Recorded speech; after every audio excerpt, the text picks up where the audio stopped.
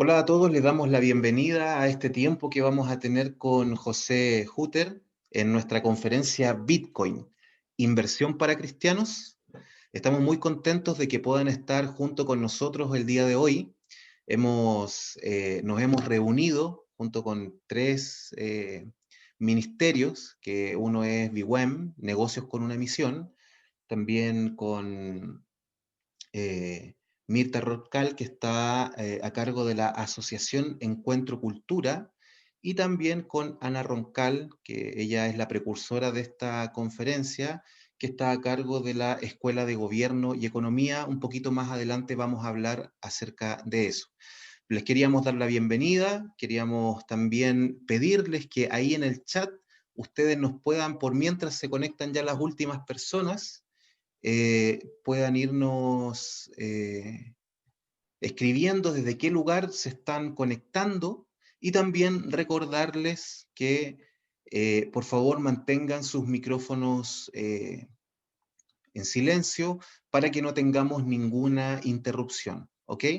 Así que bueno, ahí ya tenemos nuestro primer saludo. Miguel Millán nos está saludando desde Venezuela, Danilo desde Ecuador, Carlos Núñez desde Antofagasta. Yo también soy de allá, Carlos. Bienvenido. También nos está saludando aquí Alejandro desde México, Daniel Arenas desde Colombia, Irene Quirós desde la Ciudad de México, Samuel desde España, Badajoz. Bienvenidos. Qué alegría tenerlos acá. También desde Maracaibo, Alba, en Venezuela, desde España también, bueno, Carolina desde Londres. Estamos muy contentos de poder conectarnos nuevamente con ustedes. Esperamos realmente que el día de hoy sea un día de mucha edificación, que se puedan resolver muchas dudas. Sabemos que todo este tema ha sido algo tan vertiginoso, ¿cierto? Es algo que se está desarrollando día a día y bueno, ahí yo sé que José Hutter va a tener el tiempo de explicarnos en mayor profundidad, pero lo cierto es que esto es algo, es un fenómeno que está ocurriendo, que los mercados están reaccionando con fuerza y que muchas personas tenemos muchísimas dudas. Así que bueno, ahí nos siguen saludando desde España, Málaga, Pablo desde México, Mirta desde Irún, España. Silene, ¿cómo estás, Silene? Allá en Colombia. Eh, Pedro Sifontes de Panamá. Genial. Bueno, estamos muy contentos. Les quiero recordar que, o les quiero pedir, por favor, que mantengamos en todo momento nuestros micrófonos en silencio, ¿vale? Para que no tengamos ninguna interrupción. Eh, y ya estamos eh, próximos a iniciar. Se están conectando ahí todas las personas para que nadie se quede atrás. Así que bueno, antes de iniciar, me gustaría presentarles a Marcelo y Vicky. Marcelo y Vicky, ellos son los responsables, están haciendo ahí un saludo a la cámara. Ellos son los responsables del Ministerio Negocios con una Misión, de Juventud con una Misión, para toda habla hispana. También este último tiempo hemos estado haciendo fuertes lazos con Brasil, así que ya no solamente para habla hispana, sino que también con Brasil. Ahí estamos iniciando también parte del ministerio. Y bueno, vamos a tener ahí en un poquito más adelante, vamos a hablar un poquito más en profundidad acerca de esta red de negocios de cristianos que se ha estado formando y de todo lo que ha estado pasando con el ministerio y las próximas escuelas de Jucum también en Sudamérica y España. También me gustaría saludar a Ana Roncal, quien les decía que ha sido la precursora de esta conferencia. Ella es la responsable del ministerio o de la escuela próxima que se va a hacer de gobierno y economía. También, un poquito más adelante, ella va a dar detalles de cuándo va a ser la escuela, de qué se trata, pero queríamos saludar a Ana y también a Mirta Roncal, que ella es la responsable de la Asociación Encuentro Cultura. Así que, bueno, cada uno va a tener un tiempo ahí más adelante para poder compartir y explicar un poquito más. Y ahora voy a dejar a Ana para que ella pueda presentar esta conferencia y este tiempo. Ana. Muy bien, muchas gracias, David. Bueno, buenas tardes con todos aquí en España. Buenos días en Latinoamérica. Estamos aquí con una España nevada después de 50 años que no se da esta situación, pero me parece muy buena ocasión para estar en casa y estar en esta conferencia. Quiero empezar por agradecer al doctor José Hutter por estar aquí con nosotros esta tarde. José, recordarás que hace 6 años, cuando nos conocimos en San Sebastián, desde ese tiempo yo empecé a hablarte de cómo me hubiera gustado poder invitarte a enseñar en San Sebastián, pues Dios ha tenido la gracia de darnos la oportunidad para hacerlo a nivel iberoamericano, después de 6 años. Yo quiero agradecer a todos ustedes por estar presentes. Realmente es un evento, yo creo que del cual debemos alegrarnos, porque habla de la unidad que debemos tener los creyentes en cosas que afectan a las sociedades. Estamos en tiempos muy claves, muy difíciles, en tiempos en los que debemos considerar seriamente cuál debe ser nuestro rol. Y tenemos que tener la valentía de tomar resoluciones. Entonces, como dice el libro de Jueces, ¿no? Débora dice, en Rubén hubo resoluciones del corazón. Bien, quiero, antes de presentar a nuestro entrevistado hoy, hablarles del propósito de esta entrevista, esta conferencia en forma de entrevista. Ustedes saben, el título de la conferencia es Bitcoin, y en forma de pregunta, ¿inversión para creyentes? Y les puedo asegurar que así como el tema de las criptomonedas está en este momento candente en todo el mundo, nosotros hemos visto cuán controversial es al organizar este momento, este evento. Pero yo quisiera desde ya decirles que esta conferencia tiene como propósito hablar de este tema desde un punto de vista estrictamente del cristianismo bíblico. Es decir, el título de la conferencia es Bitcoin, inversión para creyentes. La palabra clave en este título no es Bitcoin. La palabra más importante de este título es creyentes. ¿Desde qué perspectiva estamos partiendo? ¿Está esto de acuerdo con nuestros principios? ¿Está esto de acuerdo con nuestra ética, con nuestro entendimiento de ética? Y también, muy importante, ¿cumple con nuestros propósitos de acuerdo a la Biblia? Ese es el propósito de este tiempo juntos. Bien, antes de presentar al doctor Hutter, le voy a pedir a Marcelo Echeverría, por favor, que nos dirija a todos en un momento de oración. Bueno, Marcelo. saludamos desde aquí, desde España, desde Ibiza, la fría España, y vamos a pedir a Dios que sea un momento de revelación para nosotros, que Él nos revele cosas que tiene que revelarnos a través de esta conferencia, entrevista. Señor, gracias por todos los países conectados, de Sudamérica, aquí de Europa también, España y otros países.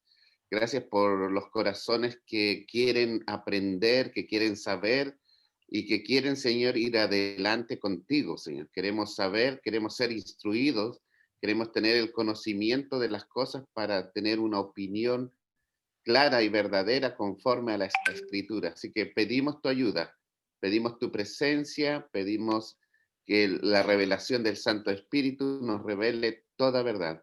En el nombre de Jesús. Amén. Bien, muchas gracias. Yo voy ahora a presentarles a nuestro entrevistado, el doctor José V. Hutter. Se describe a sí mismo como teólogo, profesor y escritor. Él es de Ulm, en Alemania, y está casado con Úrsula Hutter, que está en esta conferencia también. Él siguió estudios teológicos en la Facultad Universitaria de Basilea. De 1978 a 1983 trabajó para la Sociedad Bíblica de Ginebra, en Ginebra, Suiza. Desde octubre de 1983 hasta septiembre de 1985, trabajó en la traducción de una parte del Nuevo Testamento del griego al alemán. Desde octubre de 1985, forma parte de la Agencia Misionera Evangélica WEC Internacional en Epstein, Alemania. Desde 1986 hasta 1994, llevaba trabajando en el establecimiento de 2 iglesias en Madrid. Fue nombrado pastor de 2 iglesias evangélicas en Madrid y Las Rozas entre los años 1994 y 2017. De 1993 hasta el año 2016, fue profesor en el Seminario Evangélico Cefován en Madrid. Desde el 2016 hasta el presente, es profesor titular de la Facultad Teológica Cristiana Reformada en Madrid y desde el 2020, presidente del Departamento de Teología del Instituto Bíblico Online en Miami, Estados Unidos, y profesor invitado de varios seminarios en España, Holanda y Cuba. Desde el 2015 hasta agosto del 2020, era presidente del Grupo de Trabajo de Teología de la Alianza Evangélica Española y es miembro de la Comisión de Teología de la Alianza Evangélica Europea. Tiene un doctorado en Divinidades por la Facultad Teológica Cristiana Reformada, título obtenido en el 2016. Actualmente, José reside con su esposa en Alemania. Muy bienvenido, José. Vamos a empezar con la entrevista que va a tener 2 partes. En la primera vamos a hacer preguntas de acuerdo a nuestro marco bíblico y en la segunda pasamos a algo un poco más práctico si se quiere, pero ya con las preguntas que surjan de entre la audiencia. Entre estas 2 partes vamos a tener un tiempo de presentaciones. Así que vamos por la primera parte. Vamos por el marco más amplio, José, no necesariamente de las acerca de criptomonedas. Pero hemos visto la controversia que surge con detractores y con personas que están a favor acerca de este tema de las criptomonedas y del Bitcoin, que es probablemente una de las más populares. Pero independientemente de eso, queremos hablar de este marco en el que estamos en el mundo actual. Tenemos ya casi un siglo de un proceso que se acentuó con las posguerras. Y en este proceso hemos visto cómo se ha revertido un esquema que Europa recibió como legado de su cristianismo y que a su vez transmitió al mundo, de libertades, una civilización que promovía los derechos políticos y económicos libertarios. Y hemos visto una reversión de esas premisas bíblicas a favor de la acción de los gobiernos que han ido creciendo en presencia en toda la esfera de la vida, pero muy claramente en la política y en la economía, hasta llegar a terrenos realmente privados, a los terrenos más privados de nuestras vidas, nuestro accionar económico. La pregunta es esta, aunque esto no es nuevo. ¿Por qué debe la ciudadanía, y especialmente los creyentes a este punto, buscar alternativas de accionar económico, de inversión, fuera del sistema establecido en este tiempo, del establishment? Debemos considerar esto seriamente, considerar seriamente un colapso en proporciones globales, Debemos entender que lo que estamos viendo es solo la punta del iceberg. ¿Es eso real?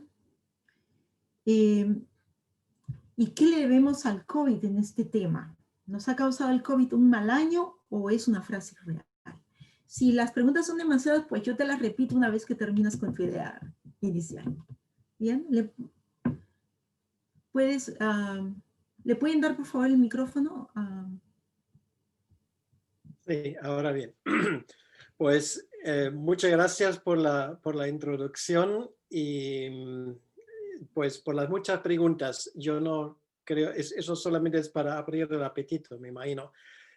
Si no recuerdo todas las preguntas que me has hecho de empezar, pues luego me recuerdas. Pues antes que nada, un placer estar con todos ustedes y espero que cuando salgamos de este tiempo, pues todos sepamos un poco más que antes, porque si no, no habría valido la pena. Bueno, hablando de tus preguntas, efectivamente sí, estamos en tiempos conmemorables porque en mi opinión, y obviamente hablo por mí mismo en este caso, estamos ante un cambio que solamente ocurre cada X siglo, y no creo que esté exagerando con lo que voy a decir, no solamente en lo económico, sino también en lo político y en muchas otras áreas. Pues lo que ha hecho el COVID, porque esto fue una de las últimas cosas que has mencionado, y por supuesto no voy a entrar en esa temática, pero simplemente desde este punto de vista lo que ha hecho el COVID ha servido de catalizador. De catalizador de hechos que de todos modos hubiesen ocurrido. Ahora, empezaste preguntando por el tema por qué deberíamos considerar un sistema alternativo o fuera del sistema en cuanto, por ejemplo, a lo económico, lo financiero. Y la respuesta es muy fácil, porque el sistema económico y financiero que tenemos de momento tiene sus días contados. Y esto no solamente lo digo yo, sino esto lo podemos ver en todo tipo de publicaciones que se han hecho en los últimos años. Bueno, algunos han subido ahora al vagón, para decirlo así, en el último momento, pero este sistema tiene sus días contados. Seguramente luego vamos a entrar un poco más en esto. Entonces, el tema de sistemas alternativos y el resurgimiento del Bitcoin, realmente esto surgió en el año 2010 y su inventor, que desconocemos quién es, si es una persona, si son varios, no hay absolutamente ningún dato que nos podría ayudar. Satoshi Nakamoto, suena japonés, pero podría ser australiano o cualquier de otro país. Él inventó precisamente un sistema que en su construcción es absolutamente genial, que es precisamente Bitcoin. Quiere decir que es un modo de pago, una moneda que no depende, digamos, de mediadores. No debemos de olvidar que ahora el sistema que usamos, el sistema digamos, de monedas actual, del euro, del dólar o lo que tengamos, es un sistema, digamos, que nos fue impuesto realmente. Esto es lo que hay y funciona a base de un sistema económico que se basa en el adeudamiento, en la deuda de los bancos centrales y de muchos factores. Entonces, es un sistema que está viviendo sus últimos días. Y esto ha llevado a Satoshi Nakamoto de pensar en algo alternativo. Quiere decir, un sistema alternativo que puede pasar completamente del sistema bancario.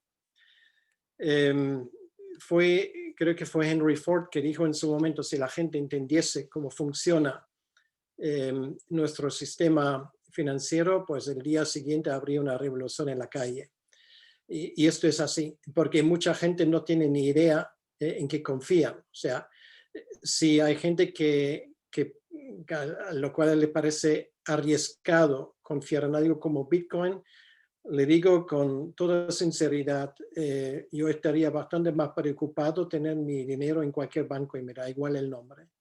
Bueno, eso simplemente fue la introducción. Quiere decir, luego seguramente entraremos en detalles, pero la situación efectivamente la que vivimos ahora en el año 2021 es una situación donde vamos a vivir, los que estamos participando en esa conferencia, un cambio de un sistema monetario a nivel global, planetario, con todas las consecuencias que esto va a acarrear. Y de eso podemos estar seguros.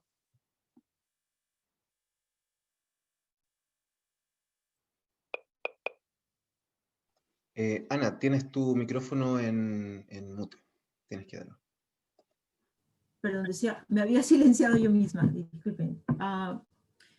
Pues yo te iba a preguntar por algunos aspectos de la situación económica financiera que nos sirvieron de señal, pero tú estás diciendo bien claramente de que el sistema tiene los días contados, así que ya no necesito preguntarte por detalles. Ahora, tú estás hablando también de algo que hay quienes consideran esto conspirativo. Pues ese tema también lo vamos a tocar. Entonces vamos de frente al Bitcoin como respuesta, porque lo que estás aquí, si consideramos que aunque se supone es un seudónimo, Satoshi Nakamoto, en realidad la aparición de las criptomonedas ha sido público. Y es como plantarle cara al sistema, ¿verdad? Es como decir, esto ya no va más, tenemos el derecho de ir por algo que realmente funcione.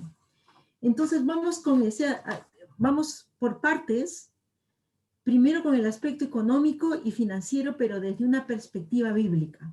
Porque obviamente la gente tiene derecho, las personas tenemos derecho a buscar vías, algo viable para nuestras vidas, pero el tema de defender nuestras libertades individuales va también por encontrar algo que sea de beneficio, pero también que sea correcto.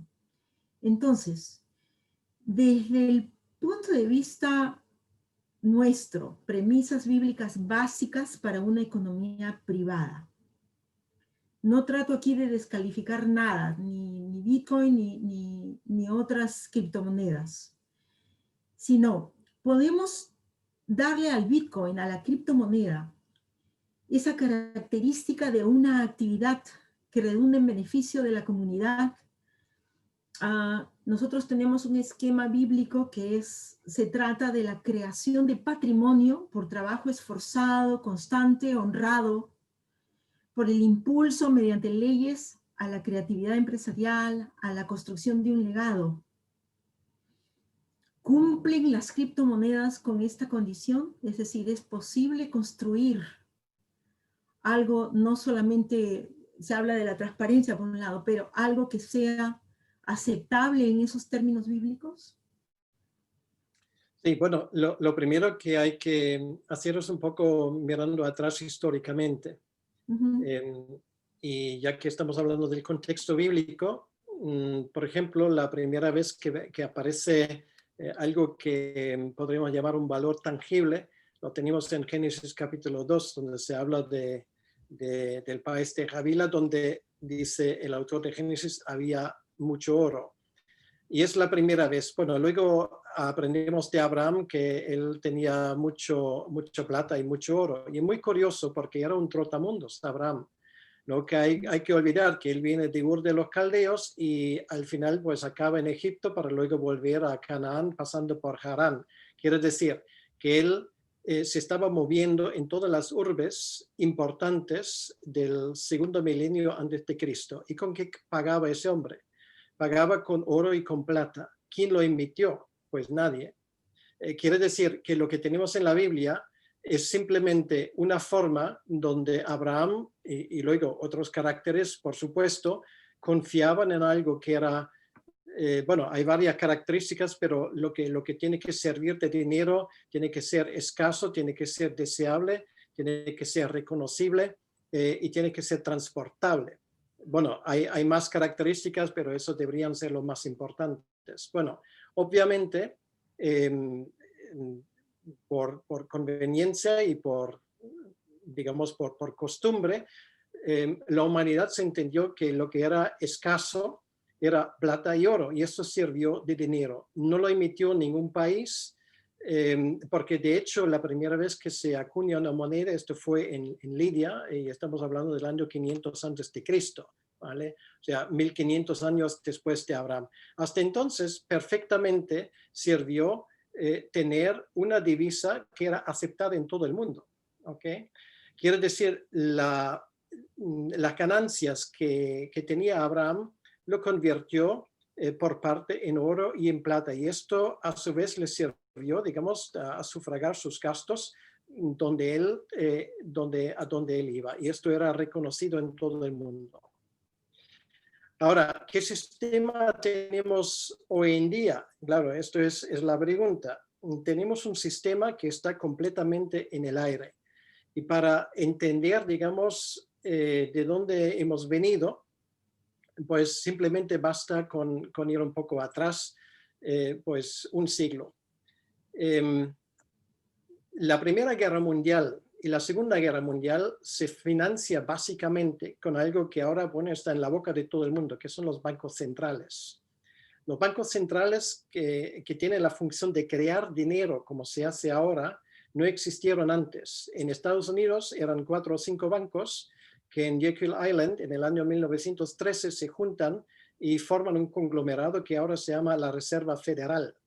Era simplemente por convenio, y ellos desde entonces pues han marcado la pauta. Bien, pues en aquel entonces lo que era un dólar estadounidense era respaldado por una onza de oro, que en aquel entonces tenía el equivalente, creo, si no me equivoco, de $22. Con esto llegamos a los tiempos de Roosevelt, con el tema de la Gran Depresión que había entre los años, bueno, que empezó de hecho en el año 1929, y que hace Roosevelt para poder llevar a cabo su programa de bienestar social y de recuperación, pues confisca el oro, ¿vale? Quiere decir que prohíbe la tenencia de oro.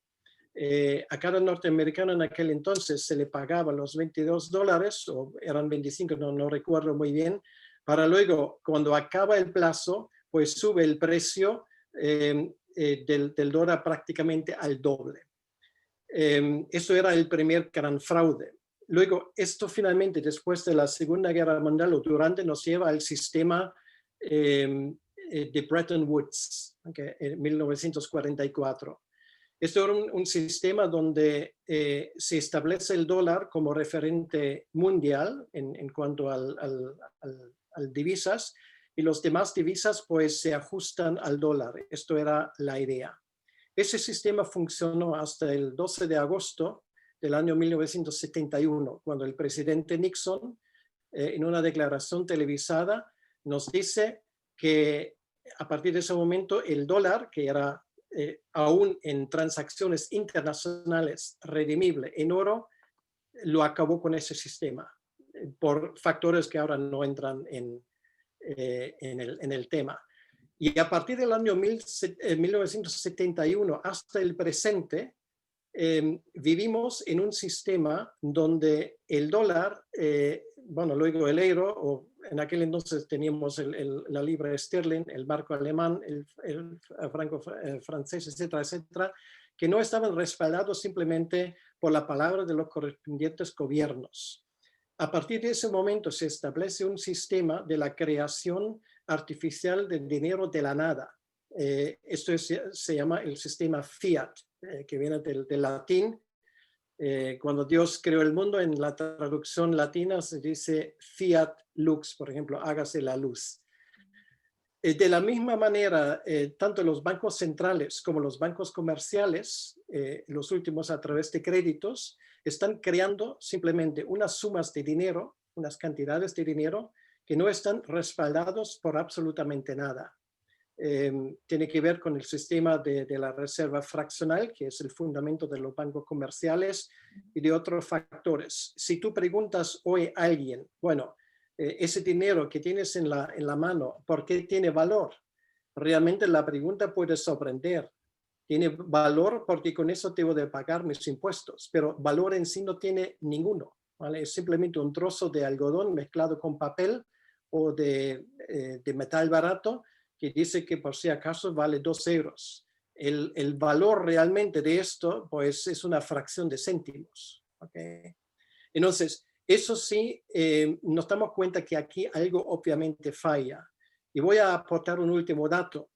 En los últimos 10 meses, desde que empezó a nivel mundial el tema del COVID, los bancos centrales mundiales han creado, y estamos hablando de menos de un año, la astronómica cantidad de 14 billones, con B de Barcelona, dólares, euros, etcétera, etcétera, de la nada, simplemente para evitar que este sistema se vaya al garete. Okay.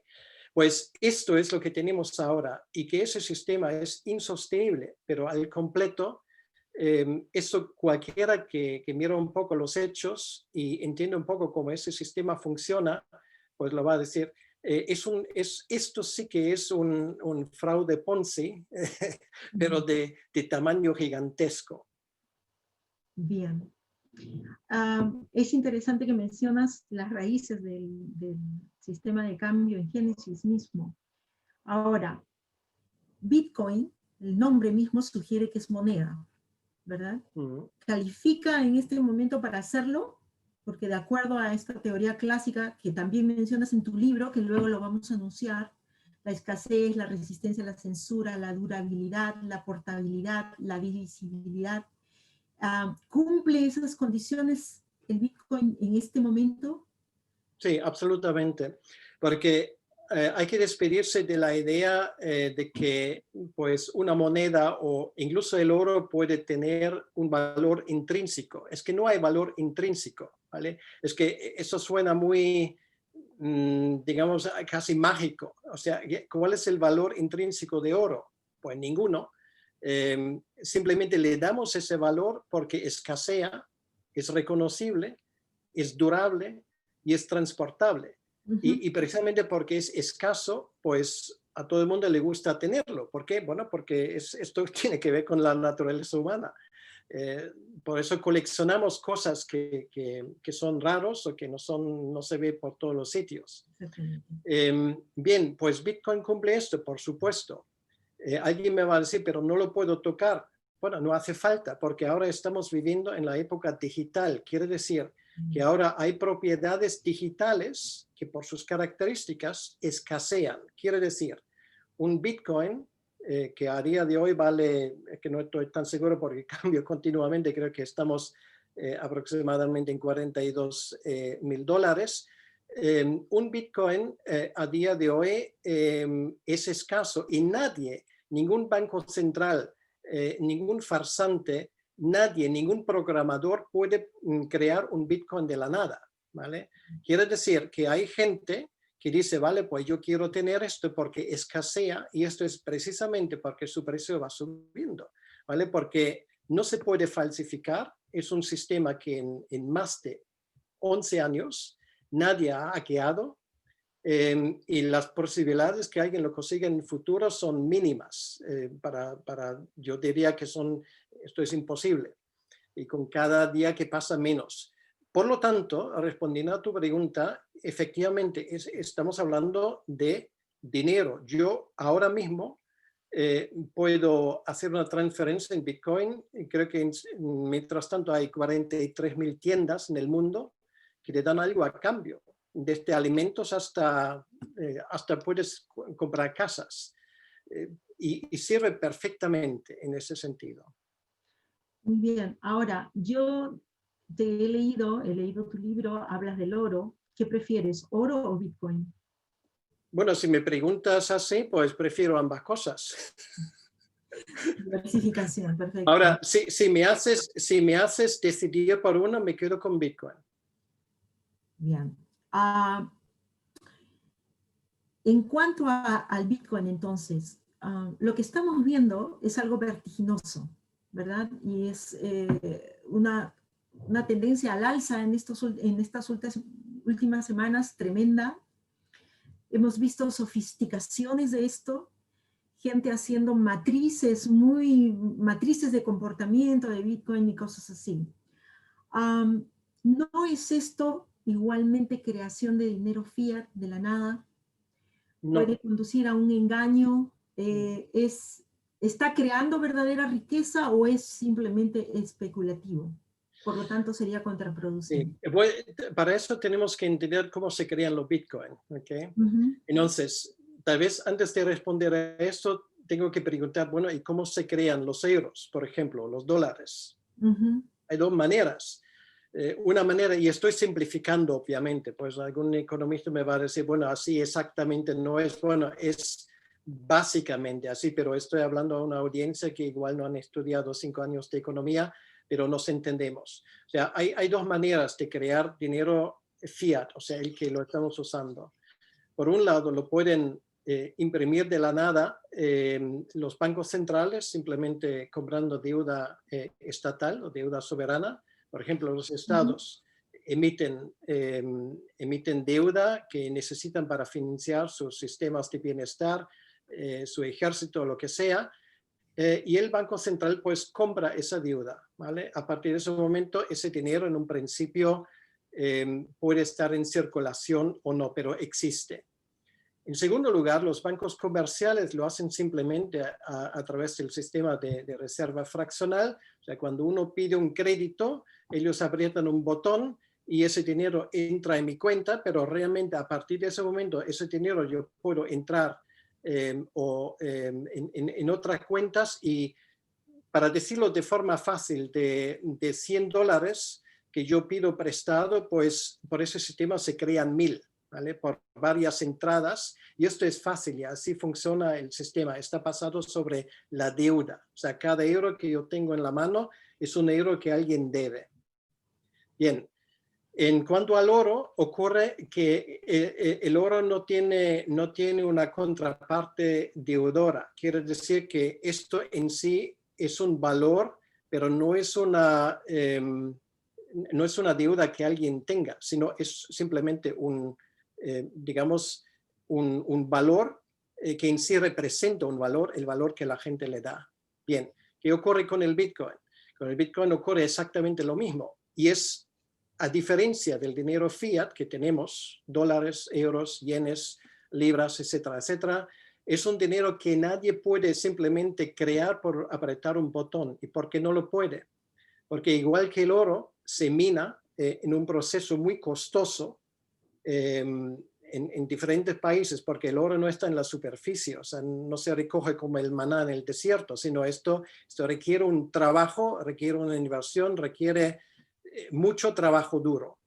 De la misma manera ocurre con el Bitcoin. El Bitcoin se consigue a través de un sistema de minarlo, pero de forma, bueno, ahí la cosa entra a ser un poco complicadillo, a través de unos ordenadores muy potentes que tienen que hacer una serie de cálculos matemáticos muy complicados, y a través de ese sistema que se basa en la tecnología blockchain, pues el que resuelve el tema, pues para decirlo así, se queda con una recompensa, ¿vale? Entonces, esto no se puede manipular, no se puede crear, sino funciona a través de un proceso muy complicado que además requiere energía, ¿vale? Pues, y en este consiste el valor del Bitcoin. No es que esto es simplemente, digamos, un número, no. Detrás de esto es un proceso de trabajo para conseguirlo, porque hay gente que tiene que invertir en el equipaje necesario, etcétera, etcétera, etcétera. Tienes que tener ciertos conocimientos. Y luego el sistema Bitcoin no solamente es una moneda, ¿vale? Eso es la equivocación de muchos que dicen, bueno, ahí han sacado una moneda electrónica. No, señor. Esto al mismo tiempo es un sistema de pago, ¿vale?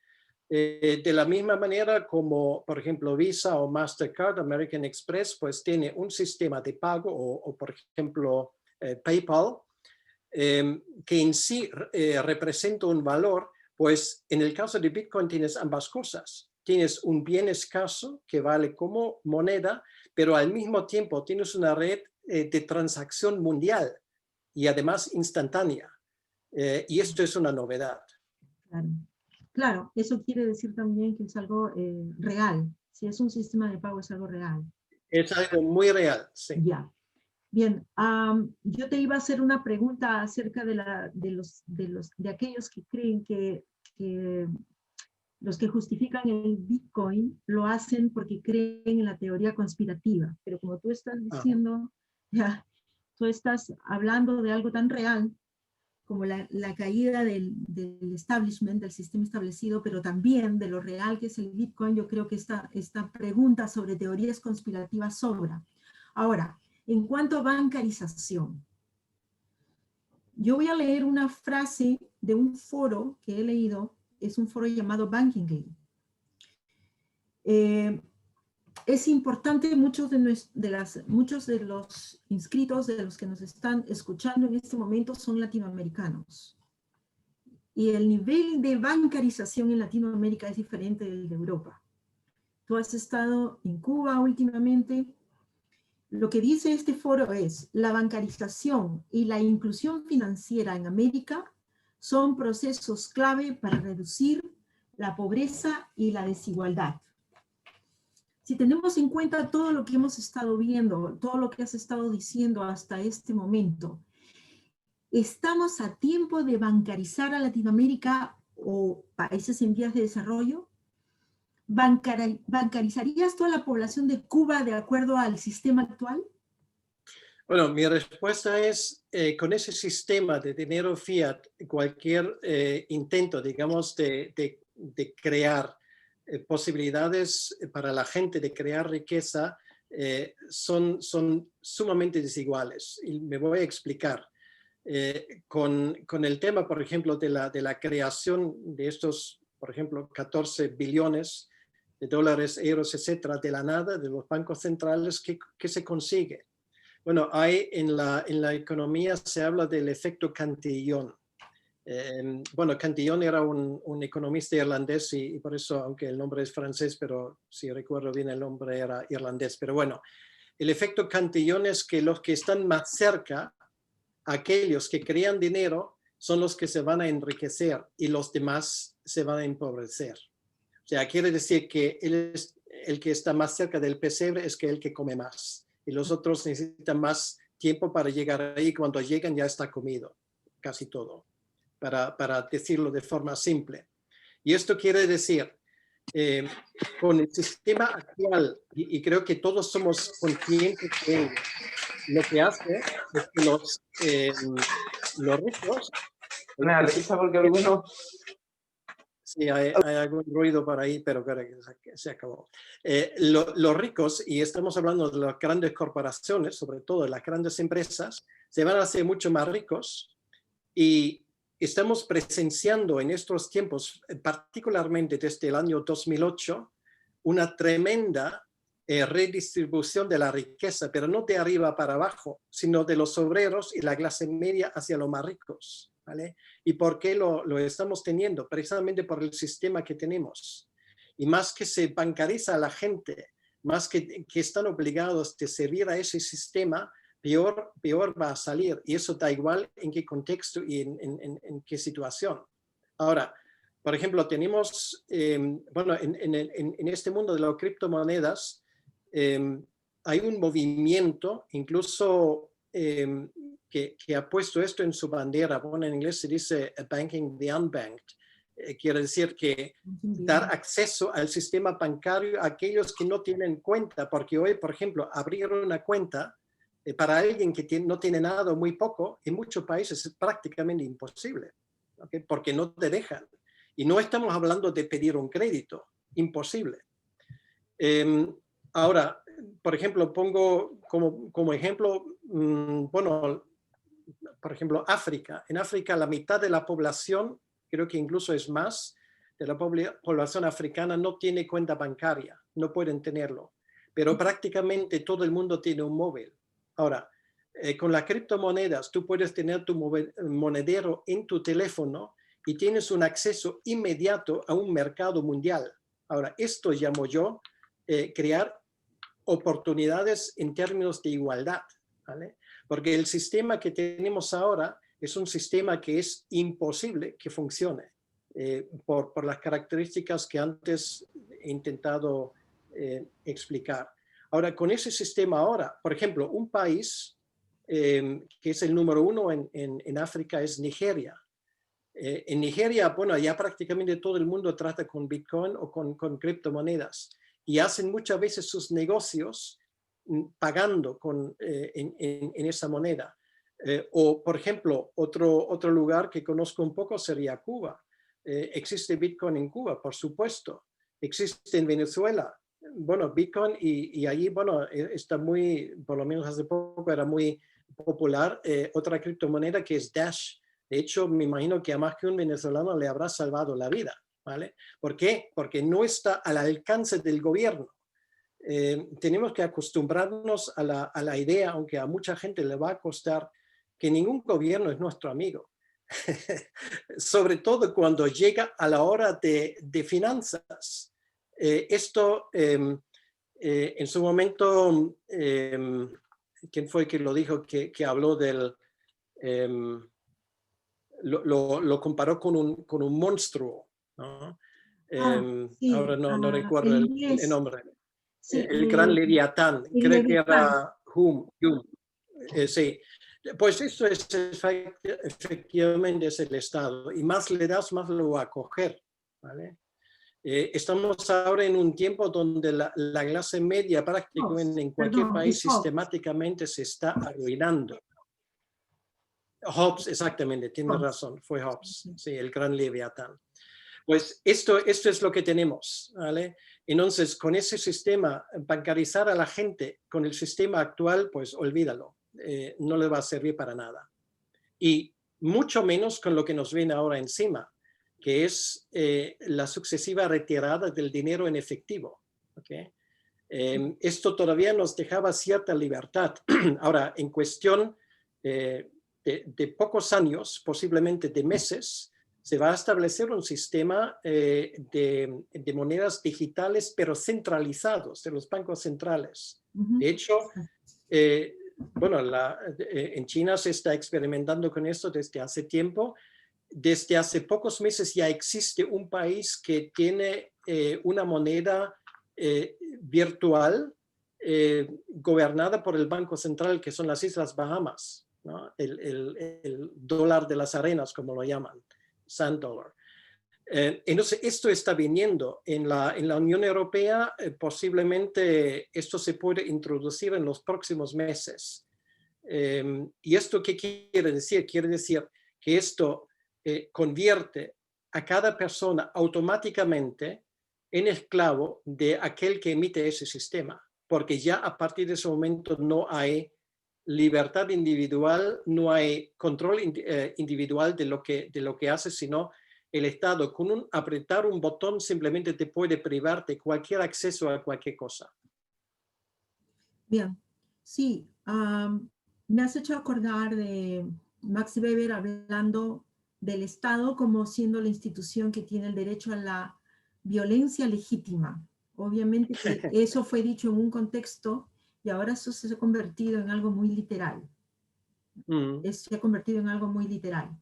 Entonces nos falta tiempo para todo lo que quisiera preguntarte. Voy a cambiar un poquito el tema.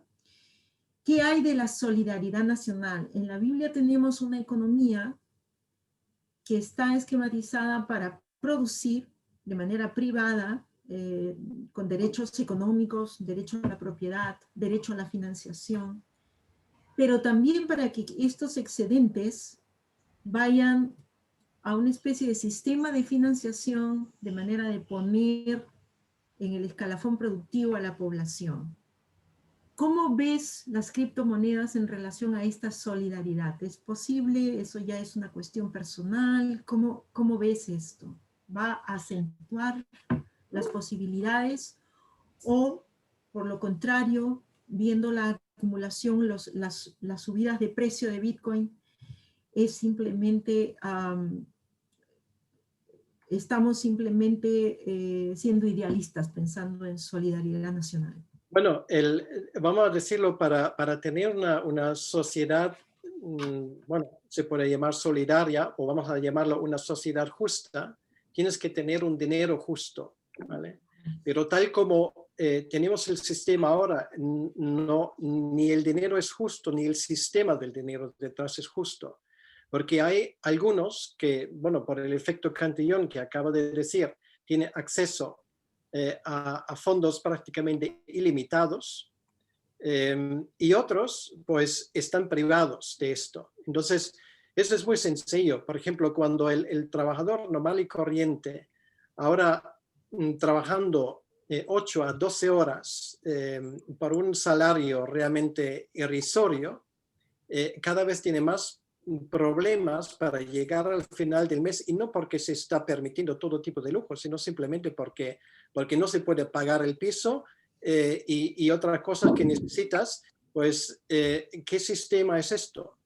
Y obviamente tiene que ver con el sistema que tenemos.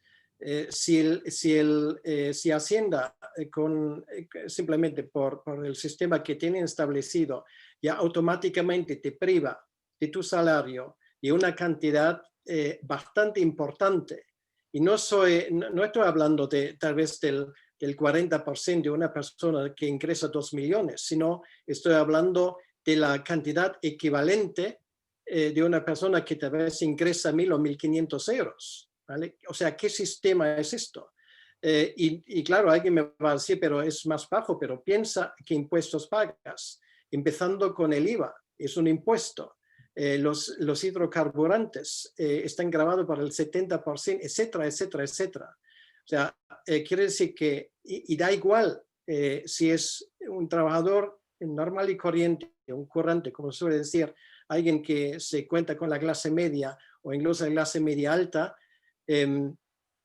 están pagando aproximadamente la mitad de lo que ingresan en impuestos. ¿Okay?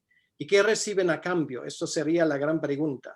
Porque obviamente un aparato de la cantidad como lo tenemos ahora, donde ya el engranaje de todo el sistema pues requiere una buena parte de esos fondos, no puede funcionar. Entonces, en un sistema justo, quiere decir donde tú disfrutas de lo que tú ganas con el trabajo de tus manos y el sudor de tu frente, pues estamos hablando de una sociedad también generosa a la hora de ayudar a gente que tiene un problema.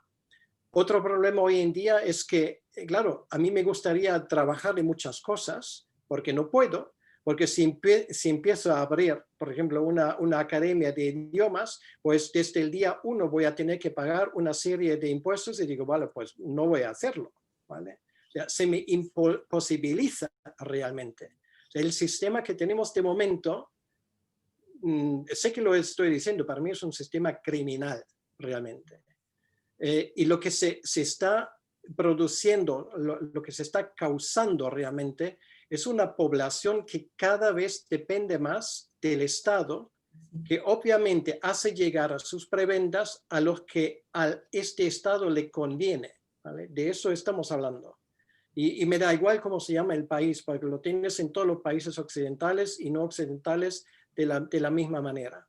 Entonces, volviendo al tema del Bitcoin, Bitcoin rompe esto, ¿vale? Porque es como una declaración de independencia del autogobierno en el mejor sentido de la palabra. Quiere decir que yo administro mis propios recursos y yo ayudo al ministerio con el dinero que yo me gano, y no necesita ninguna organización que me ayude con esto. Bien. Lo que has dicho es una verdad que creo debemos recordar. Una sociedad justa, para una sociedad justa, pues debemos tener dinero justo. No se puede ser solidario con lo que no se tiene. Y seguimos en ese plano ético. Vamos a ver algunos aspectos éticos y legales. Y se nos hizo corto el tiempo. Argumentos que hay en contra de las nuevas plataformas. Algunos hablan de la oscuridad de estos sistemas, en el sentido de que los gobiernos no las pueden rastrear, ¿verdad? ¿Y esto es malo? Eso es lo que yo te quería preguntar. ¿Tienen los gobiernos, desde nuestro punto de vista bíblico, no es porque no lo sepa, pero yo creo que debemos decirlo en voz bien alta, desde nuestro punto de vista bíblico, ¿tienen los gobiernos derecho a rastrear los fondos del ciudadano y a emitir leyes para hacer posible un control casi absoluto de lo que es tuyo, más allá de lo que sean los impuestos que debes pagar. Tengo la impresión, José, y yo quisiera que, o sea, que comentes esto, lo que tú piensas, de que el paradigma del estado de bienestar, que es muy fuerte en Europa, es total en Europa ya, pero que es algo que se tiende a copiar en otras partes del mundo, en el sentido de que la gente está pidiendo que el Estado atienda todo, lo que tú llamas el Estado papá, ya no Estado paternalista, sino Estado papá, lo llamas tú en tu libro. Así ha llegado a ser de familiar para la gente. Tienen derecho los gobiernos, desde nuestro punto de vista bíblico, a rastrear nuestros fondos. Es más bien esto un paradigma equivocado debido a una educación ajena a Dios. Bueno, es una excelente pregunta y daría para escribir otro libro. Sí. Ahora voy a intentar ser más breve que esto. Bueno, Jesucristo mismo lo ha dicho, teniendo aquí, en tu mano, pues el denario con el efigie del emperador romano. Dadle a César lo es de César y a Dios lo que es de Dios. Ahora, esto, en mi opinión, lo que quiere decir que yo pago al Estado por un servicio que me presta, porque el Estado no tiene otros ingresos que los impuestos. ¿De dónde lo va a sacar? Bueno, a menos que tenga petróleo o algo por el estilo, pero esto a pocos países les ocurre.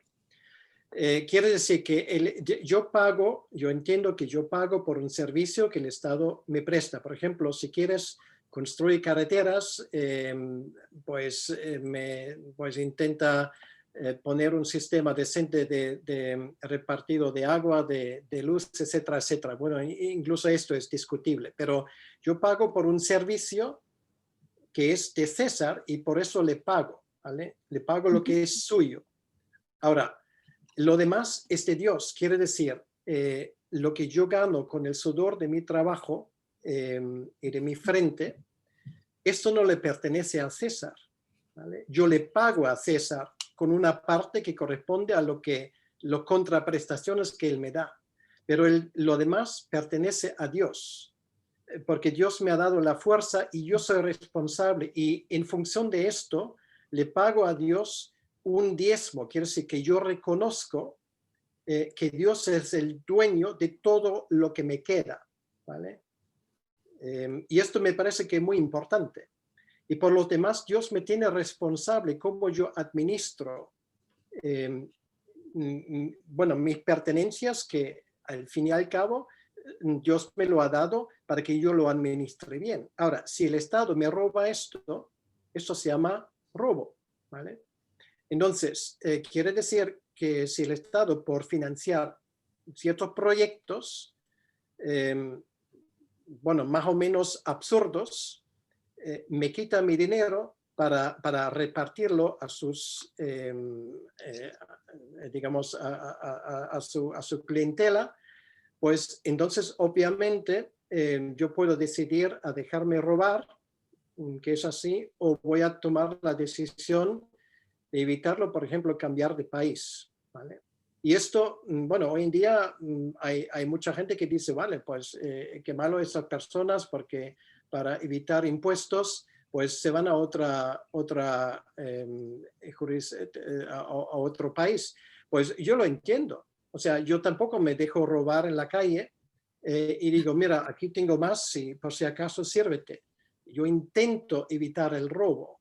Y el sistema, digamos, de imposiciones tasativas que tenemos ahora realmente ya ha llegado a este nivel. Ahora, por supuesto, el Estado nos dice que sí, que tiene que controlarlo para evitar el terrorismo, el blanqueo de dinero y todo esto.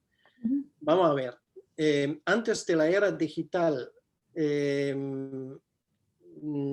pues cuando no había Bitcoin, cómo se hacía blanqueo de dinero y cómo se financiaba el terrorismo, por ejemplo, pues con dólares, con euros, con libras, etcétera, etcétera. Y eso se sigue haciendo, ¿vale?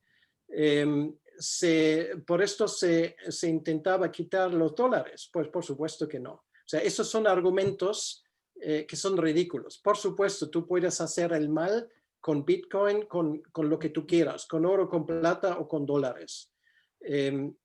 Para eso hay leyes y las leyes deben impedirlo. Ahora, para evitar esto, pues nos tienen que desnudar a todos y ver hasta lo que tenemos en el último rincón. Pues yo creo que no, porque esto no le corresponde al Estado, porque un Estado que trabaja de esa manera se llama Estado totalitario. Estamos hablando de una dictadura y a eso vamos. Y creo que por esa razón y por más razones, el creyente debería tener un interés en poner freno a esos estados con sus respectivos gobiernos que cada vez van para más, porque esto es como un drogadicto que nunca puede ser satisfecho con la cantidad que recibe, siempre va para más. Sí. José, con todo esto que está diciendo, bueno, esto ya es un tema que se ha venido hablando desde hace mucho tiempo, quizás en culturas en donde todavía la Biblia es fundamental. En ese sentido, Estados Unidos estuvo un poco más lento que Europa.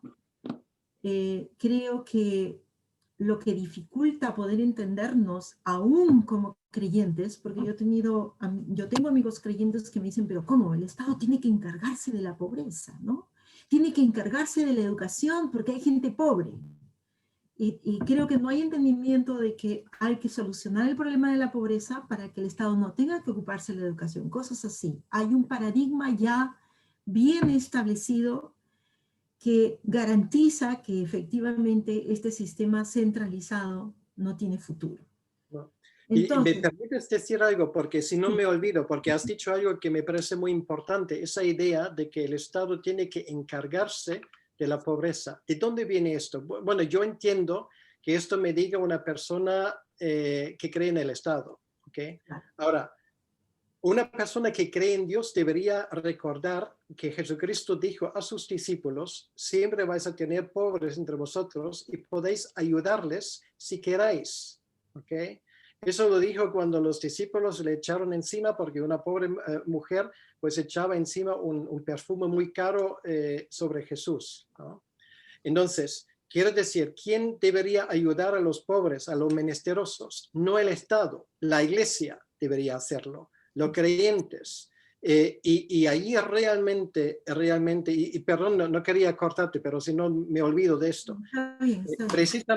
Precisamente allí hay un problema muy grande, en mi opinión, en cuanto a la Iglesia, y es la razón porque en las dictaduras, ojo, el Estado no quiere que la Iglesia tenga programas sociales, ¿vale? Y esa es la razón porque en los lugares donde estamos yendo hacia una dictadura, el Estado cada vez pone más trabas, no por el bien de los pobres, sino por su propio bien, porque no quiere esto, no quiere que la Iglesia ayude, quiere tener el monopolio, porque quiere que todo el mundo dependa de él. Así es. Perdón, ya te dejo. No, está bien. Y bueno, podemos hablar, mi hermana que está presente y yo, de esta experiencia que hemos tenido como personas tratando de llevar a cabo un proyecto, ¿no? En fin, tengo que resumir. Creo que en todo este tiempo, mientras tú hablabas, ya llegando a conclusiones, vemos un doble estándar. Por ejemplo, la especulación se achaca a nuevos sistemas fuera del establishment que sean especulativos. Cuando Wall Street ha estado sucediendo ya por tantos años, mucha gente se ha suicidado, muchos se han arruinado. La última crisis del 2008, pues todavía no hay una recuperación de ello y ya se nos vino el COVID encima. Y por el otro lado, otro doble estándar que yo veo es acerca de la ilegalidad aducida, ¿no? Se aduce una ilegalidad sin siquiera mirar estas plataformas. Estamos hablando, y aquí somos muchísimos, somos de España, de Latinoamérica. Estamos hablando de países en donde gran parte de la economía es informal, es en negro. Mi país, Perú, tiene un porcentaje de 70% de economía sumergida. Eso era antes del COVID. España no hay una cifra oficial, no sé por qué, pero los que se dedican a investigar el tema dicen que el nivel de economía sumergida ilegal en España es del 25%. Entonces, tenemos dobles estándares acerca del tema, sin quitar la discusión, que cada uno tiene derecho a discutir y presentar sus argumentos. ¿No sería importante que los gobiernos se dedicaran primero a solucionar la ilegalidad de sus economías sumergidas antes que estar buscando fantasmas en donde Exactamente. Mira, ¿no? lo que tú dices es una verdad como un puño, porque vamos a ver, yo Perú no lo conozco, conozco España y conozco Cuba. Ahora, los cubanos se hubiesen muerto de hambre a menos que fuera por una existente economía sumergida, ¿vale? Que yo llamaría mercado libre, ¿vale? Esto es la diferencia. Los 25% en España, pues obviamente es gente que quiere trabajar, pero que no les dejan trabajar, ¿vale? En sus propias condiciones.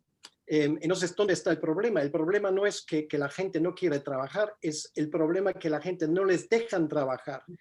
Perú no lo conozco, pero yo me atrevo a decir, sin este mercado sumergido, que yo llamaría un mercado libre, pues Perú estaría posiblemente la gente igual muriéndose de hambre. Entonces, ¿qué ocurre? Cada vez que se regulariza más, cada vez que se pone más trabas a la hora de abrir un negocio, cada vez que se sube más el salario mínimo, etcétera, etcétera, ¿qué conseguimos? Pues más miseria, más mercado sumergido y más problemas aún, ¿vale? Entonces, la solución, bueno, en mi opinión, y yo digo que hablo por mí mismo, deja que la gente trabaje, ¿vale? Deja que la gente desarrolle su negocio como ven o como puedan. Esto es la hibris, la soberbia de unos burócratas que creen que 12 o 14 personas saben más que el resto de la población, ¿vale? Es que no solamente ahora se está mucho hablando de la inmunidad del rebaño, ¿vale? Con el tema del COVID. También existe algo que se ha descrito como la inteligencia del rebaño, ¿vale? Porque el rebaño sabe lo que le conviene y para eso no necesitamos ningún burócrata que me dice, bueno, esto hay que producir y esto no hay que producir. Y esas son las condiciones. No, las condiciones cada uno pone por su propia cuenta, ¿ok? Entonces, y esto, bueno, si se quiere estudiar, por ejemplo, la ley de Moisés, por ejemplo, allí yo no encuentro ningún tipo de regulación en cuanto al trabajo, en cuanto al salario. Más todavía, Jesucristo era un pequeño empresario, esto se olvida muchas veces, y de sus 42 parábolas, un tercio viene del mundo de los negocios, ¿vale? Y fue Jesucristo que dijo de aquel empresario que buscaba siervos o trabajadores para la siega, pues algunos lo contrataron a las 9 de la mañana y otros a las 5 de la tarde, que tal vez tenían que trabajar una hora más y le paga a todo el mundo lo mismo. Y hay gente que protestaba, posiblemente funcionarios de Hacienda o de algún sindicato, y Jesús les dijo, bueno, no Jesús lo dijo, pero ese hombre en la parábola de Jesús dice, ¿y no puedo hacer yo con mi dinero lo que me la da gana? ¿Vale? Pues esto es el tema. Y creo que la gente tiene que despertar un poco para darse cuenta en qué sistema vivimos, ¿vale? En qué sistema vivimos. Y eso del nanny state, del estado mamá o papá, que se encarga de todo, pues esto, desde luego yo diría que esto fue pensado en el infierno, pero desde luego no en el cielo. Porque, bueno, si me permites añadir, porque hay una cosa, lo que nosotros llamamos alegremente Estado, realmente el concepto del Estado nacional no existió antes del Congreso de Viena, ¿vale? O sea, es un concepto relativamente reciente históricamente. Ahora, en la Biblia, los imperios que había, sin excepción, léase el libro de Daniel, el libro de Apocalipsis y otros, son representados como bestias. Bueno, de ahí viene lo del Leviatán de Hobbes, ¿no? Entonces, a mí personalmente me cuesta mucho, aunque yo lo respeto, por supuesto, pero me cuesta esa creencia en el Estado que se encarga de todo de parte de creyentes. Yo lo puedo entender todavía en una vida de alguien que no es creyente, pero para un creyente me parece muy extraño esto.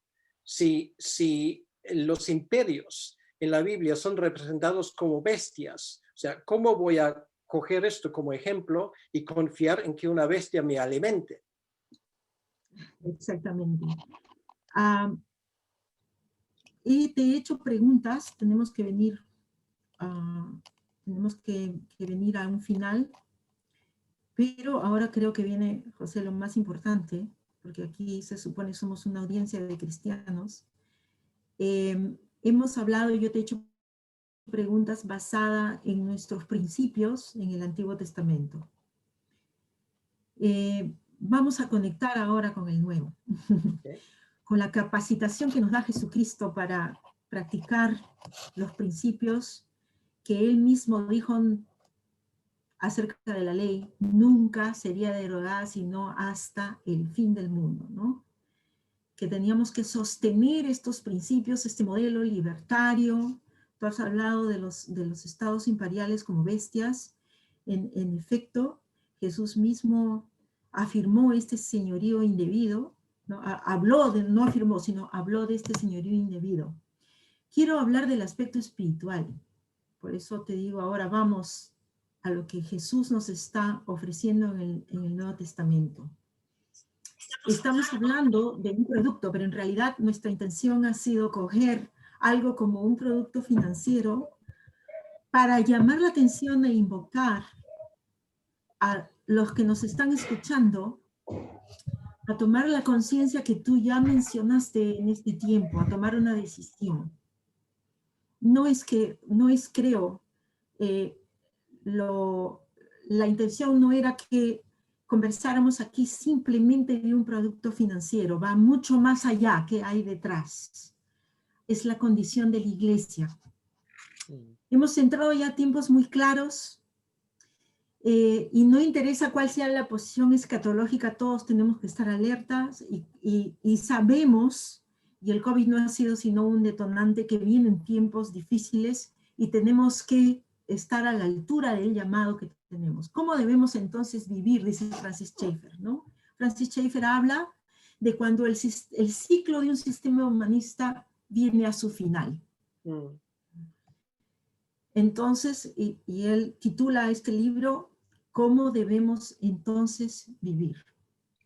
Yo te pregunto, José, hemos llegado a un punto crítico para los creyentes en el cristianismo, en cuanto a la sujeción a la ley, al orden, que no son ni ley ni orden. Muchos de nosotros pues estamos como Gedeón escondiendo el trigo donde nadie lo vea, nuestro trigo, de nuestro trabajo, porque hay un Estado que hace agravio en forma de ley. Y este es un tema básico. No se trata de 4 centavos que podamos guardar en una cuenta. Se trata de nuestra identidad como seres humanos, nuestra creatividad, nuestra capacidad para sacar adelante nuestras vidas, nuestra dignidad para decidir, que está siendo atacada. Nos hemos dormido por mucho tiempo. ¿Cómo hemos llegado a esta situación? ¿Qué es lo que tú sugieres acerca de la Iglesia de Jesucristo? Sí, efectivamente tienes razón, y sin querer entrar en temas de escatología, pero sinceramente creo que como iglesia hemos cometido un error muy grande. Y esto es relegar todo lo que es el futuro en manos de una teología del arrebatamiento. Quiere decir que no hace falta planificar nada, no hace falta desarrollar conceptos de cultura, de economía, de educación, de política, etcétera, etcétera. ¿Por qué? Bueno, porque de todos modos este mundo va de mal en peor y no hay que hacer nada y al final Jesús nos va a rescatar. Bueno, no es mi intención de burlarme de nadie, pero quiero decir que ese tipo de enfoque escatológico ha hecho un daño tremendo. Quiere decir que hoy nos faltan pensadores cristianos, evangélicos, de calibre, que son capaces de pensar tal vez en los próximos 10, 15, 20 años. Yo no sé cuántos evangélicos en algún momento se han planteado la posibilidad y cómo será el mundo en el año 2050. Bueno, todo el mundo, bueno, para entonces el Señor habrá vuelto. Bueno, eso me dijeron en el seminario ya en el año 1983 y el Señor no ha vuelto. Y ojo, no es que yo no crea en la vuelta del Señor, por supuesto, pero eso no quita, como dijo Martín Lutero, de que si yo supiera que el mundo acaba mañana, yo plantearía mi árbol. Lo que él quería decir con esto, da igual si esto tarda un día o 50.000 años todavía, pero mi responsabilidad como hijo de Dios es hacer de este mundo algo que esté puesto bajo la obediencia de Jesucristo. Él tiene que tener el señorío en todo, y esto no solamente en los 4 paredes de la iglesia, sino en este mundo, en el mundo político. Entonces, ¿qué hacen muchos evangélicos hoy?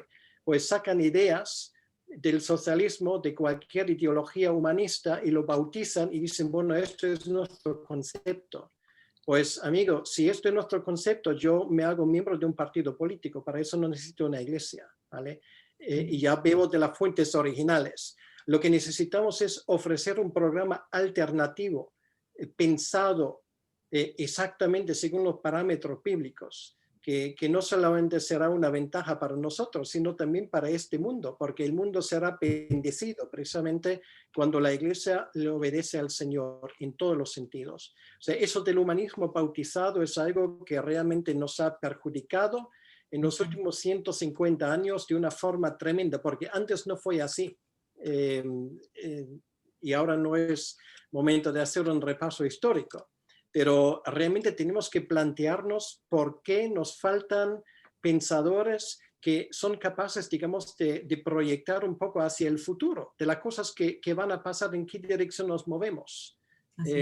Y, por ejemplo, esto es la razón porque, bueno, Bitcoin o cualquier otra cosa que se inventa, pues muchas veces cuando la iglesia se topa con esto, bueno, esto no es para nosotros, ¿no? Entonces, claro, estamos perdiendo influencia, posibilidades en todos los ámbitos. Y esto es un problema gordo. Sí, yo iba a hacerte 2 preguntas más, pero por razones de tiempo, y ya que has hablado de esta actitud que debemos tener, ¿por qué no hay pensadores? Es decir, ¿por qué no ha habido una educación que nos habilite a pensar? Una educación bíblica, Sí. una bíblica que nos habilite a pensar. Te voy a hacer una pregunta final, para ya pasar a la segunda parte en donde hagan preguntas desde nuestra audiencia. Alguien me dijo en estos días al estar organizando con nuestros asociados esta entrevista, me lo puso en la red, ¿por qué no buscan a un economista en lugar de un teólogo? Realmente, José, esta pregunta no va solamente dirigida a ti, está dirigida a todos nosotros y a lo que creemos. Sí. Es una excelente pregunta y ojalá hubiese economistas evangélicos que entienden de economía, porque infelizmente en la economía, y yo soy en ese sentido, efectivamente cuando me has presentado no tengo ningún título económico. Ahora, si sirve de ayuda, pues llevo 25 años estudiando el tema. Y me he leído sobre el tema, me imagino, centenares de libros. Y me doy cuenta de que infelizmente los economistas que gobiernan hoy el mundo, que son discípulos de John Maynard Keynes, keynesianos, pues no hacen otra cosa que arruinar nuestras economías completamente. Ahora, si estamos hablando de ese tipo de economista, pues puede quedarse donde quiera. Ahora, solamente hay una escuela en la economía que sabe perfectamente describir y explicar lo que está pasando de momento, y esto es la escuela austríaca de economía, ¿okay? Ludwig von Mises, que era su fundador. Ahora, curiosamente, es una escuela que, por cierto, cualquier español debería interesarse porque tiene sus raíces en la escuela de Salamanca, hablando del siglo XVII. Tienen posiblemente de momento uno de los mejores proponentes, que es el catedrático Jesús Huerta del Soto, de la Facultad de Sociología de la Universidad Juan Carlos I en Madrid, posiblemente el mejor hombre de momento en temas de ese tipo de economía buena. Y ojalá, por ejemplo, alguien como él hubiese podido estar en mi lugar. Yo le cedo con esto con gusto, pero vas a buscar economistas que entienden de economía, que entienden de Biblia. Si yo me entero, pues me lo dices, ¿vale? Porque realmente, a menos que sea de la escuela austríaca, pues no me hables, porque esas personas causan más problemas de lo que resuelven. De la misma manera como los teólogos liberales, sí, teólogos hay muchos. Lo que pasa es que solamente nos sirve aquellos que saben explicar lo que está pasando, basándose en una autoridad que en ese caso sería la Biblia. Así es. Pero yo estoy de acuerdo. Ojalá no tuviera que estar aquí. Ojalá, y si encuentras a otra persona que puede hablar de ese tema desde el punto de vista teológico, yo soy el primero en sacar mi lápiz y tomo notas porque me encanta. Sí, mi pregunta en realidad, en este momento, tal como está la macroeconomía tan complicada y tan alejada de nuestras premisas básicas, de nuestros principios, pues yo encuentro que el estudio de la economía en el mundo está magnificado y no sirve de mucho. Como tú dices, si no es la escuela austríaca, pues no sirve. Y también es interesante que tú has mencionado Salamanca, porque se menciona muy poco. Y realmente, como iberoamericanos que somos aquí, pues deberíamos ir tras esas huellas. Ese es el pensamiento, ¿no?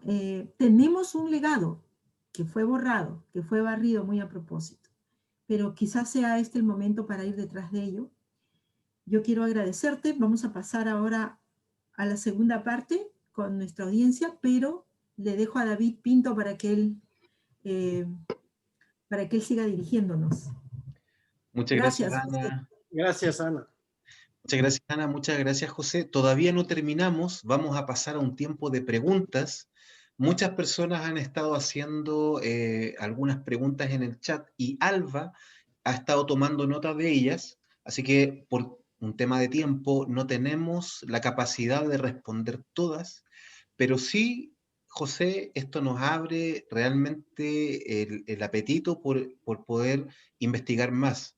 Me impactaron muchas cosas que compartiste y quedé ahí con las ganas de poder seguir interiorizándome en este tema que es muy importante en este tiempo. Y mientras Alba organiza las preguntas, me gustaría darle la oportunidad a Mirta para que ella pueda presentar, mientras Alba organiza las preguntas, para que ella pueda presentar la asociación Encuentro Cultura. Mirta. Muchas gracias, David. Hola a todos, soy Mirta, peruana y misionera desde el 2004, y soy misionera de Juventud con una Misión. Como presidenta de la Asociación Encuentro Cultura, comentarles que iniciamos el ministerio en el 2009 con una librería café en la misma ciudad de San Sebastián, donde muchas personas oyeron del amor de Dios para sus vidas.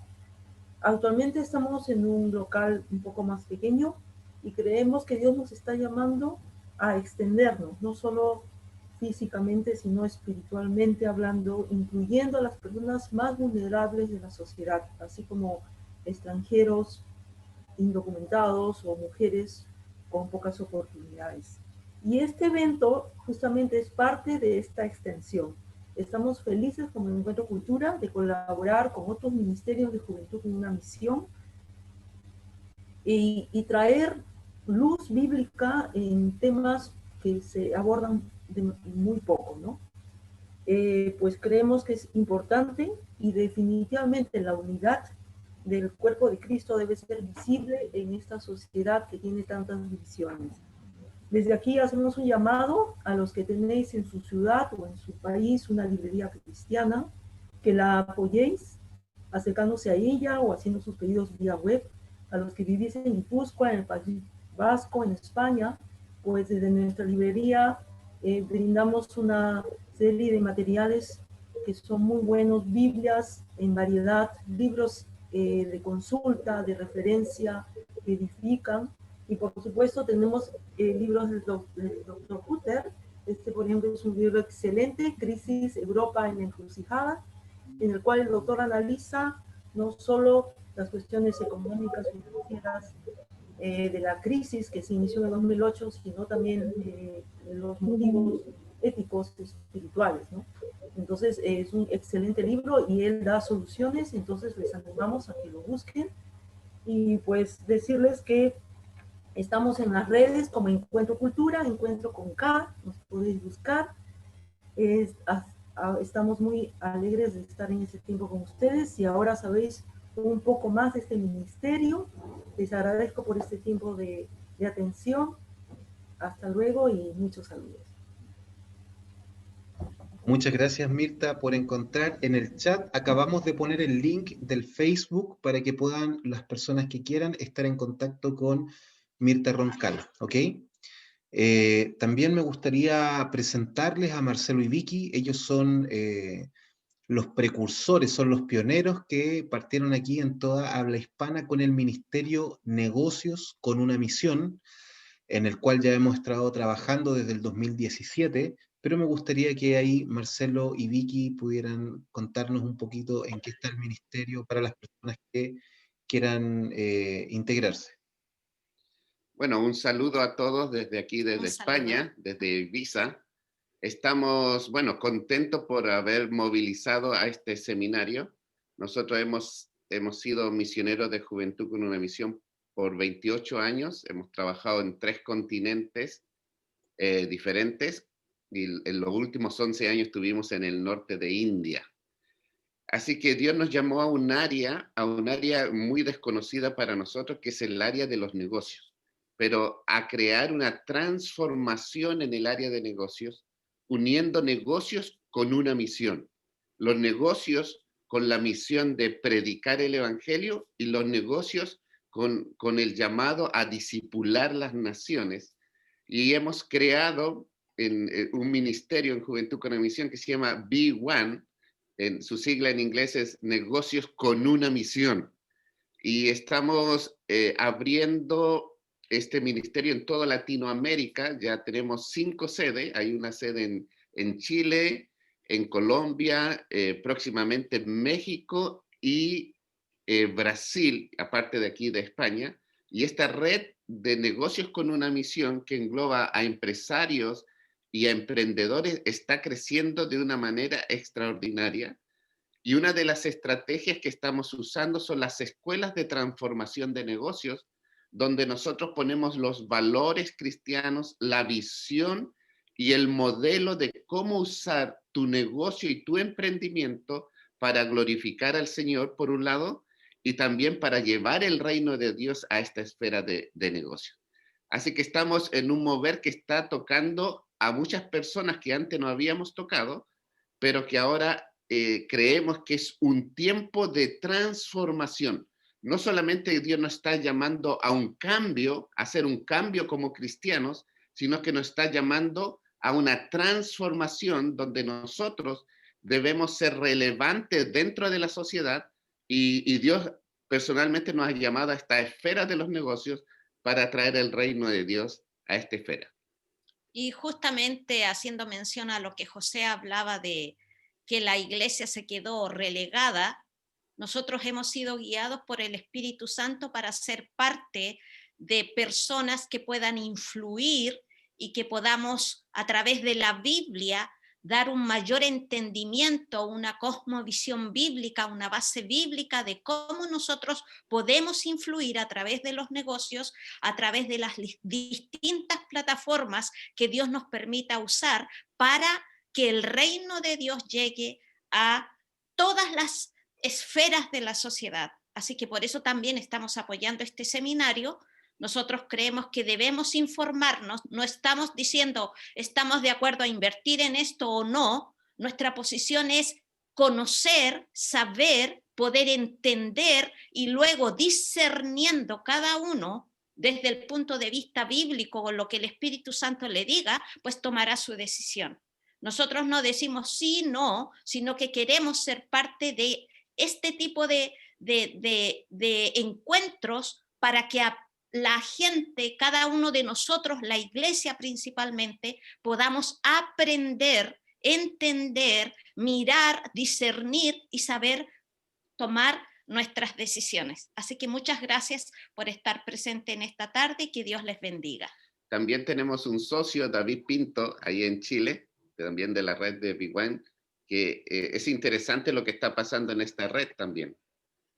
Así es. Bueno, no voy a profundizar mucho acerca de la red, solamente contarles a todas las personas que están conectadas que tenemos una red de empresarios y emprendedores cristianos. Aquí en el chat les acabo de dejar el link para que puedan unirse a nuestro grupo de WhatsApp, donde estamos enviando toda la información, pero básicamente este grupo o esta red que se ha creado son empresarios y emprendedores cristianos que quieren tener comunión para que juntos podamos ir entendiendo qué es lo que el Señor quiere a través de nuestras vidas, a través de nuestros negocios, a través de nuestras habilidades, que nos animemos mutuamente. Se han creado muchos grupos dentro de esta red. Está el grupo de mentores, los que necesitan ayuda, los que necesitan ordenar sus negocios, los que necesitan una perspectiva bíblica. Está un grupo de misiones, aquellos empresarios o emprendedores que están dispuestos a irse a otra nación no alcanzada con un proyecto de negocio. También hay un espacio en esta red. Y también está el grupo de evangelizadores BeOne. Así que, bueno, hay mucha información en nuestras redes sociales. Nos pueden encontrar en Escuela de Negocios Jucum o también Negocios con una Misión en Facebook y en Instagram. Y bueno, antes ya de pasar a las preguntas, me gustaría dejar a Ana, porque próximamente se nos viene la Escuela de Gobierno y Economía, y me gustaría, Ana, que brevemente nos pudieras comentar cuándo es la fecha, cómo se pueden conectar con ustedes, todo eso. Sí. Bien, en efecto, quiero presentarme muy brevemente. Yo soy misionera desde 1987, una profesional en administración de empresas y profesora de ciencia política también. Y bueno, con Juventud con una Misión desde 1987, les quiero hablar en este momento de esta iniciativa. Es una escuela pionera en su campo, es la Escuela de Gobierno y Economía. Alba, si recuerdas que íbamos a poner el link. Ya está puesto, ¿no? Ya está puesto. Ya está puesto, muy bien. Está el link ahí para que puedan ver toda la información y el formulario de registro, que es hasta el 22 de enero. Bien, ¿de qué se trata esta Escuela de Gobierno y Economía? Aquí Vicky, Marcelo, David les han hablado de negocios. Mirta tiene un negocio de Dios en esto. Bien, la escuela combina el entendimiento de la esfera de gobierno y la esfera de economía como una moneda de dos caras. ¿De qué se tratan estas dos esferas desde una perspectiva bíblica? ¿Cuál es su naturaleza? Es decir, ¿cuál es la visión de Dios acerca de estas dos esferas? Pero también, ¿cómo es que ambas deben ser consistentes, guardar consistencia la una con la otra? Porque eso es algo que en el mundo ha desaparecido, debido justamente a la intervención de los gobiernos, una intervención magnificada, exagerada, que nos ha dejado con un lenguaje político, pero sin derechos económicos, ¿verdad? La escuela tiene un mes de duración y va a correr desde el 4 de febrero al 4 de marzo. Son 4 semanas intensas de lunes a viernes, en las que vamos a tocar diversos puntos. En primer lugar, qué es lo que dice la Biblia de estas dos esferas y cómo se relacionan, y luego muchos aspectos de historia, y por supuesto, Dios mediante, vamos a tener también a José Hutter en la última semana de esta escuela, Él es bastante modesto diciendo que no es economista, pero en este libro hay un esquema que al leerlo me di cuenta de que iba mucho con lo que Juventud con una misión quiere enseñar en estas esferas. Es una cultura bíblica que incluye todas las esferas y que nos enseña lo que debe ser el gobierno, nos enseña lo que debe ser la economía y cuán lejos nos hemos ido de estas dos. Entonces ahí tienen ustedes el link.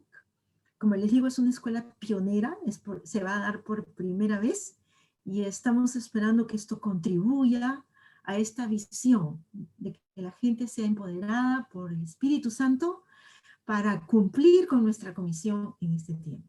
Bien, muchísimas gracias. Muchas gracias, Ana. Y ahora, bueno, vamos a las preguntas. Sé que todos están esperando ahí. Alba, ¿cómo te fue con la recopilación ahí de las preguntas? La verdad que había muchas preguntas y no vamos a poder formularlas todas, pero bueno, hemos seleccionado unas pocas preguntas, así que bueno, voy a realizarlas. Alguien nos pregunta por aquí, ¿quién supervisa el Bitcoin para evitar el dinero negro? Vale, pues 2 respuestas a esto. En primer lugar, el Bitcoin no tiene un CEO, o sea, no es una empresa, es algo que es completamente ingobernable, ¿vale? Esto es lo primero. Lo segundo es, todas las cuentas en Bitcoin están abiertos, o sea, esto, si yo, lo digo así, si yo trabajaría con dinero negro, no lo haría, no lo metería en Bitcoin, ¿vale? ¿Por qué no? Bueno, porque obviamente se puede rastrear con facilidad cualquier entrada y salida y, o sea, digamos, no sería buena idea en ese sentido. Hay mucha gente que piensa esto, pero demuestra con esto que no entiende lo que Bitcoin realmente es. Es completamente diáfano, completamente transparente, no controlable, pero eso no quiere decir que no se sepa lo que cada uno hace cuando se identifica su cuenta. Uh-huh. Tenemos otra pregunta que dice, me gustaría que diferenciara entre usar Bitcoin como forma de economía o como inversión. Bien, pues Bitcoin al inicio ha sido pensado como medio de pago y se puede seguir usándolo. Si no me equivoco, creo que la primera transacción se hizo por 2 pizzas y creo que el que lo pagó el equivalente de 100,000 bitcoins, si no me equivoco. ¿Okay? Pues las pizzas más caras de la historia de la humanidad. Quiere decir que yo puedo seguir usando Bitcoin como medio de pago. Esto más o menos dejó de serlo cuando Bitcoin alcanzó aproximadamente $1,000 o $2,000. Porque ahora la gente se ha descubierto una cosa que es más interesante todavía. No es un medio de pago en primer lugar, para eso yo puedo usar PayPal o lo que sea, que va al instante, sino es un almacén de valor. Quiere decir, como el oro, tú normalmente no pagas con el oro, sino lo usas para que ese dinero esté a salvo de la inflación, etcétera, etcétera, etcétera. Pero la cosa va para más. En ese sentido, sí, yo personalmente creo que es una excelente inversión, sobre todo si has comprado antes. Ahora pues vas a tener que contentar con menos. Pero cuando llega el precio del Bitcoin dentro de 7 o 8 años a 1 millón, yo creo que a nadie le interesa saber cuándo realmente ha entrado, los que nos escuchan hoy. Ahora, otra cosa es que Bitcoin de momento actúa casi como un agujero negro. O sea, no solamente es un medio de pago ahora, no solamente es un almacén de valor, sino va a cambiar todo el sistema económico mundial, ¿vale? Y esto es lo que ahora los bancos centrales por esa razón entran en modo de pánico. Si no puedes destruir a tu enemigo, pues tienes que aliarte con él, dijo Julio César, y esto es lo que están haciendo de momento. Ya han entrado las grandes empresas, las grandes corporaciones, y ahora muy probablemente ya están empezando los bancos centrales a poner una parte de sus recursos, no solamente en oro, sino en Bitcoin, ¿vale? También nos han dicho durante muchos años que el oro no sirve para nada, que es un relicto del pasado, pero lo han tenido, y con Bitcoin pasa lo mismo. En otras palabras, Bitcoin no es la burbuja, es la aguja. ¿Okay? Muy bien. Nos dicen también, ¿es lo mismo un Bitcoin que no se sabe mucho de su procedencia que un Ethereum que se sabe que es de Microsoft? Y esto quiero unirlo a otra pregunta también que dice, ¿y los países podrían prohibir el uso del Bitcoin y por lo tanto anularía la efectividad del Bitcoin? Bueno, primero la primera pregunta, Ethereum es otra criptomoneda, para decirlo así, que tiene una función completamente distinta. Ahora, si esa persona dice que es de Microsoft, me gustaría saber de dónde saca esa información, porque no es así, pero en fin. Es la segunda más importante por market share. La primera sigue siendo Bitcoin. Ambos tienen dos funciones completamente distintas, pero ambos son excelentes inversiones, eso sí que es cierto. Y la segunda pregunta, ¿cuál era? Así, en cuanto a si lo pueden prohibir. Pues por supuesto pueden prohibirlo. Y de la misma manera como han prohibido el oro en Estados Unidos, ¿qué pasa? Solamente una fracción de personas han entregado su oro. Esto eran los tontos. Los que eran listos, pues se lo han quedado. Y cuando Ford en el año 1976 lo puso otra vez como algo legal, pues mira la ganancia que han hecho. Lo mismo, tú no puedes llamar a un CEO, declarar delante del Congreso de Estados Unidos un Bitcoin de CEO porque no existe, ¿vale? No hay una empresa. Sí, hay un dominio bitcoin.com, pero no tiene nada que ver con Bitcoin. O sea, Bitcoin es de todos y no es manipulable. O sea, ¿por qué? Porque es descentralizado, se encuentra ya en decenas de miles de ordenadores en todo el mundo y en la órbita alrededor de la Tierra. Y esto, bueno, sí, se puede intentar destruirlo, pero entonces tendrían que apagar Internet. Y si hacen esto, regresemos a la edad de la piedra. Así que yo no estoy preocupado por eso. No sé cómo vamos de tiempo. Iba a hacer una última pregunta. Sí, está muy interesante. Vale. ¿Qué pasará con las otras criptomonedas? ¿Será que habrá varios sistemas paralelos o se unificará con el Bitcoin? En lo que comentaste sobre la inminente fractura o falla del sistema actual, ¿qué debemos esperar en los próximos años? Y sobre todo, ¿cuál tendría que ser la posición o cómo consideras que sería actuar de forma sabia para prepararnos? ¿Qué cambios nos aconsejarías? Esto eran 3 preguntas para el precio Ha de sido... una. Vamos por partes. La primera, ¿cuál era? La primera, ¿qué pasará con las otras criptomonedas? Vale, es que de momento hay unos 6.000 criptomonedas y algunos piensan, bueno, esto es increíble, es un desastre.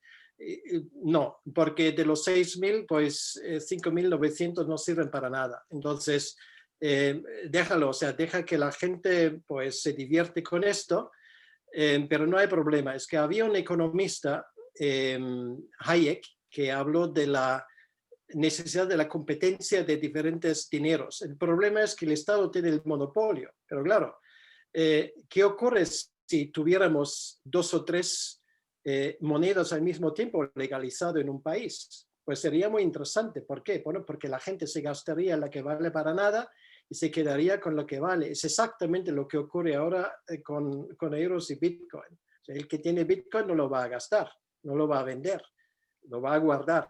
Lo que va a gastar es el dinero fiat, que cada vez vale para menos. Entonces, esto es una cosa. Segunda pregunta. Sí. La segunda era, ¿será que habrá varios sistemas paralelos o se unificará con el Bitcoin? Sí, hay sistemas paralelos de criptomonedas, ¿vale? O sea, todos tienen una cosa en común, se basan sobre la tecnología blockchain. Y esto lo tienen todo en común, pero esto es muy importante, no hay ninguna otra que puede compararse con Bitcoin, ¿vale? Fue la primera y con el sistema como trabaja es única. Había varias divisiones, por ejemplo, en Bitcoin Cash, Bitcoin Gold, Bitcoin Diamond, pero todos no